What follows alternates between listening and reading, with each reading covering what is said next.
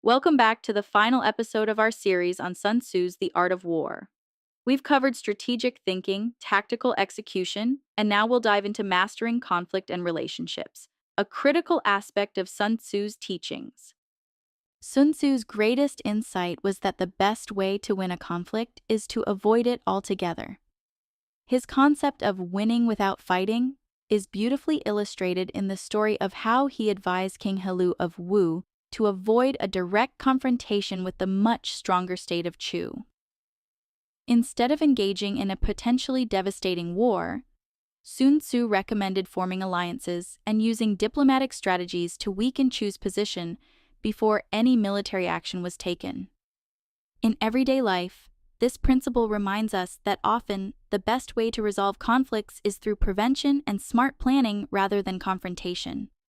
Sun Tzu's philosophy on conflict revolves around subtlety, patience, and intelligence. He believed that by understanding and outmaneuvering your opponent mentally and emotionally, you could achieve victory without the need for direct confrontation. This approach is just as relevant in our personal, professional, and community lives today. Actionable item 1. Conflict resolution. Conflict resolution is about addressing disputes in a way that diffuses tension and leads to a positive outcome. Sun Tzu's teaching suggests that by resolving conflicts before they escalate, we often prevent far more significant losses down the line. Personal life. Think of a scenario like a disagreement with your partner over household responsibilities.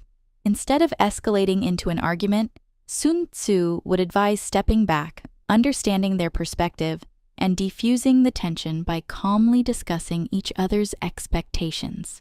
Just like how Sun Tzu encouraged King Helu to assess the situation from a wider lens, seeing the other person's needs might prevent unnecessary conflict. At work. Consider the office scenario where two colleagues clash over the approach to a project. Rather than getting involved in personal disputes, Sun Tzu would recommend acting as a mediator who focuses on shared goals, just as he did when advising alliances. If the goal is project success, then bringing everyone back to that shared goal prevents escalation and keeps the team focused on the end result. Community. Conflicts often arise in neighborhoods, maybe over shared resources, noise, or local policy. Following Sun Tzu's advice to avoid direct confrontation, you could organize a meeting where everyone has the chance to voice concerns. By encouraging open dialogue and finding solutions that benefit everyone, you prevent resentment from festering, much like how Sun Tzu promoted strategic patience in diffusing potential conflicts before they grew. Actionable item 2. Deception and intelligence. Deception and intelligence gathering are powerful tools in Sun Tzu's arsenal. All warfare is based on deception, he wrote, advising commanders to mislead the enemy about their true intentions and capabilities. But deception isn't about manipulation, it's about staying strategically smart. Personal life. Think about a common situation where you're planning a surprise for a loved one, say a birthday party. You have to keep the event a secret, deceive them in harmless ways to maintain the element of surprise. Just like how Sun Tzu advised to appear weak when you are strong, your small acts of discretion protect the eventual surprise. At work. In business, gathering intelligence is like researching your competitors. Maybe your company is preparing to launch a new product. Just as Sun Tzu would survey the enemy before battle, you do market research, find gaps in the competition's offerings, and plan your launch with knowledge that gives you a clear advantage. Community. In your community, intelligence means understanding people's real needs. Before starting a new community project, you conduct surveys or talk to people. This is akin to Sun Tzu's principle of knowing your terrain before a battle. By gathering insights into what the community truly wants, your actions are more targeted and likely to succeed. Actionable item 3. Timing and patience.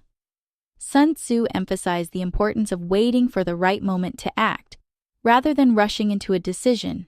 He wrote, "He will win who knows when to fight and when not to fight."